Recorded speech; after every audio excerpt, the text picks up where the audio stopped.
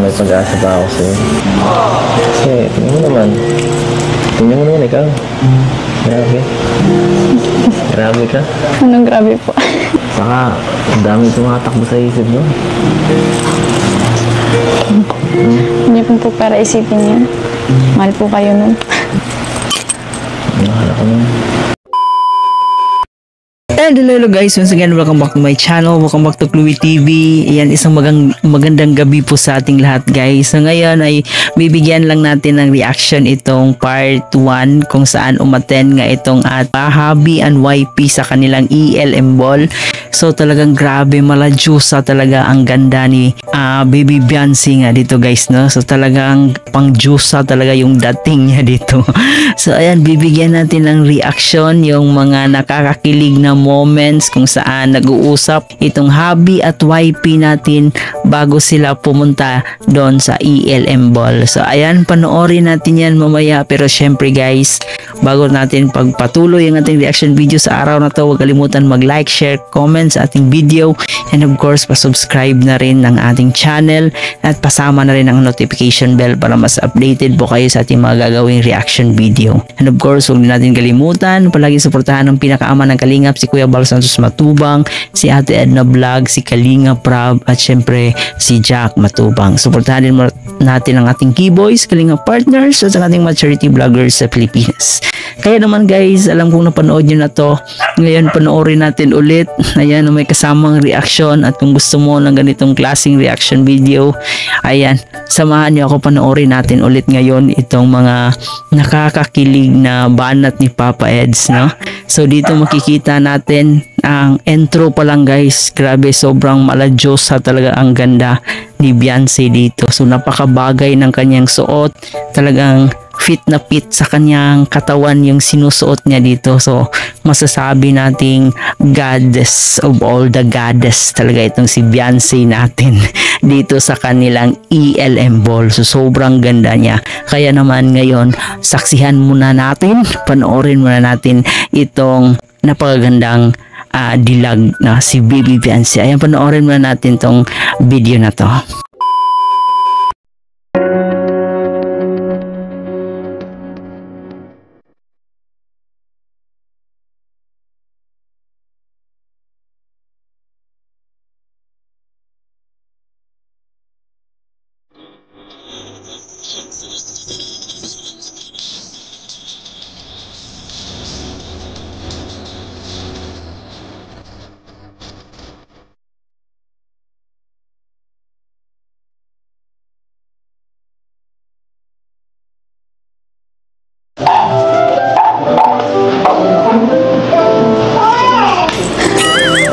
Kamusta po? Bakit? Hindi pa nga po nagsisimula. Parang pagod na kayo. Tagal kasi, kaya medyo nakaka-antok na. Wala po. Parang hindi tayo aabot. Grabe. Ganda mo nga. Sobrang siguro kung nandun tayo, ano ka, pagtitinginan ka ng mga tao doon. Ang dami po doon maganda. Ang dami po doon maganda. Hindi lang po ako. Marami nga, pero ikaw ang pinakamaganda para sa akin doon. No? Ibang nga marap para mas makita ako. Kaya na kasi, busy ka sa pag-makeup. Hindi mo ako pinapansin. Hindi. Ngayon sa akin. Yan. Nahiya po kasi ako. Kaya ka saan? Masyadong kita po yung ano. Sino kasi nagbili niyang damit mo? Ano po yung sponsor po? Ayaw nga pala. Salamat din nga pala sa sponsor. Apo, thank sa you akin. po. Ang ganda nitong damit natin. Bagay na bagay. Try na ka, hari ako. Ito sa akin, parang ano lang to, no? Hindi lang sa ano? Hindi po Sa damit mo? Hindi. Pero okay lang. Maging ako sa inyo. Ang pogi niyo po ngayon. Saan mo nalaman na niya? Sino nagsabi sa'yo nun? Ako po.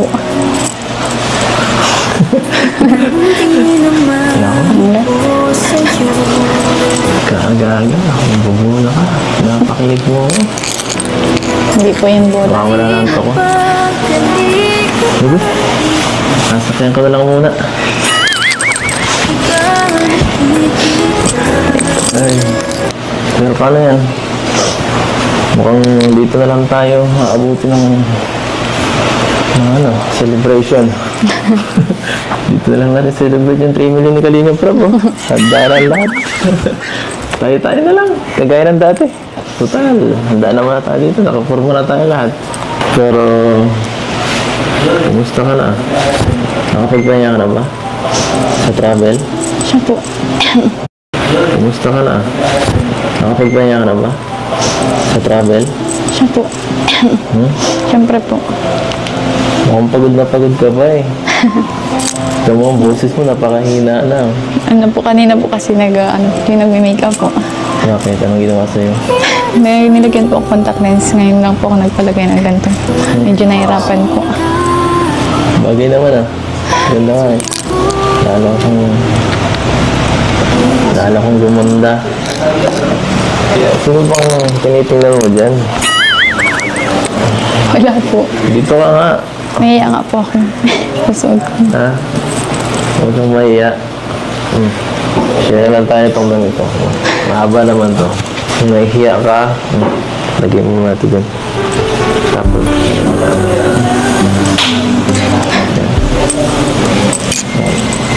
okay na?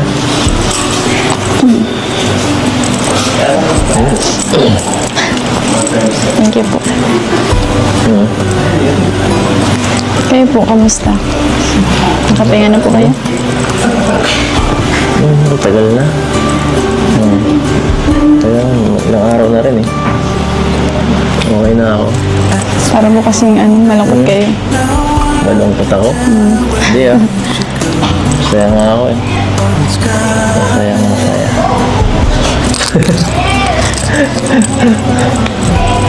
Siyempre, minsan napapaisip ako eh. Na kung may pag-asa pa ako sa'yo. Kasi, tingnan mo naman ikaw. Grabe ka. Anong grabe po? Saka, ang dami tumatakbo sa isip mo. Hindi po para isipin yan. Mahal po kayo nun. Nakala ko naman. Sino naman? Basta, yun. Ang gulo mo naman. Bigyan mo ako ng hint. Kung sino po yung inisip niyo? Sinisip ko. Paano yan? Wala akong iniisip ko. Ikaw. Ano? Bala na po kayo kung sino yun. Bahala na. Okay. Ikaw. Sino inisip mo? Palagi.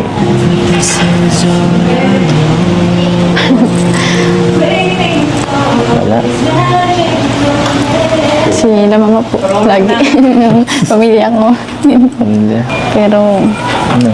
ikaw din po, minsan. Oo. Ano extra ako dyan sa utak mo? Iniisip ko yung kung ano yung iniisip mo. Gaya ng ano. Masyado po kasi kayong tahimik. Hindi niyo po sinasabi kung may problema. Hindi ka mo kasi nagtatanong. Saka, mahirap yun nung mamaya. Problemahin mo din. Eh di, ano ka pa. Diba? Mas lagi kang ano lang. Saka, lagi naman akong okay. Basta, okay ka. Okay ka? Okay ka ba? Siyempre. Wala mo mabagabag sa'yo? Ang gugulo. Wala. So yan na po guys, no, grabe, nakita natin, nasaksihan natin kung gaano nga ba talaga kaswerte itong si Papa Eds natin dito sa ating baby Beyonce.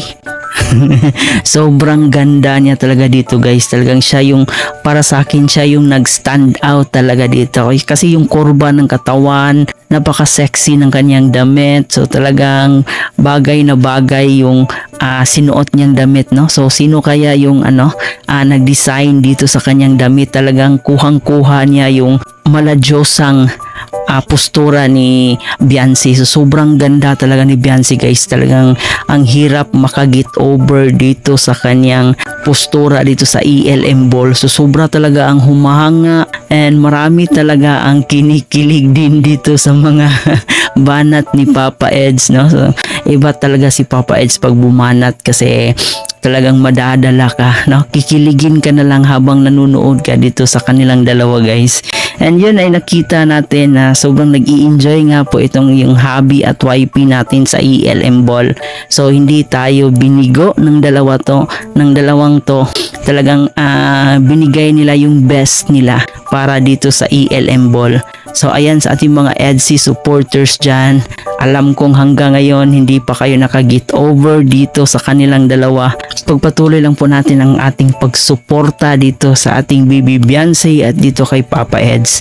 And of course, suportahan din po natin ang mga charity vlogs ni Kalingap Edo. So ayan guys, talaga namang ang hirap makalimutan itong event na to. So sabi nga ni Kalingap Prab na bihira lang to, no? Bihira lang mangyari itong ELM Ball. So talagang hindi nagpatinag itong si Baby Beyonce natin sa kanyang pagrampa sa ELM Ball. So sobrang ganda, talagang napaka-diyosa ng kanyang dating dito. So ayan, I hope nag-enjoy kayo, talagang natuwa kayo sa inyong nasaksihan dito sa event na to. Ayan guys, hanggang dito na lang muna yung reaction video natin. So alam kong kinilig kayo at alam kong nagandahan talaga kayo dito kay Beyonce at syempre dito na rin kay Papa Eds na sobrang napakaganda din ang kanyang suot. Baga walang pagsisisi yung paghihintay natin dito sa ELM Ball kasi talagang they gave their best para sa event na to. Maraming salamat sa inyong panonood to sa ating reaction video. Ito nga po pala si Chloe TV. Thank you for watching.